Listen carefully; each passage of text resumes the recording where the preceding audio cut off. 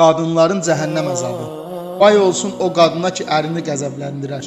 Xoş o qadının halına ki, həmişə əri ondan razı olar.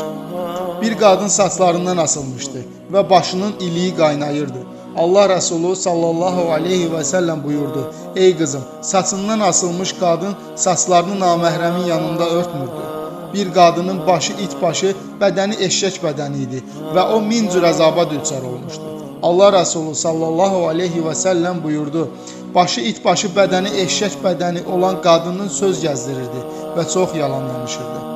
Bir qadının qıçı qoluna bağlanmışdı, ilan və əqrəblər bədənində dolaşmışdı.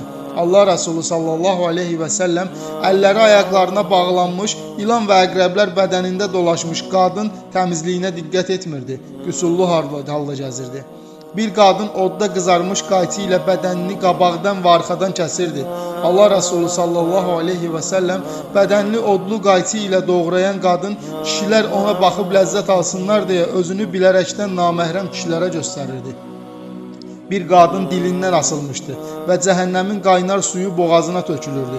Allah Resulü sallallahu aleyhi və səlləm dilindən asılmış qadın həmişə ərini pis sözlərlə acılayırdı. Bir qadının sinəsindən asmışdılar. Allah Resulü sallallahu aleyhi və səlləm sinəsindən asılmış qadın sinə və bədənini naməhrəmə göstərən qadınları idi.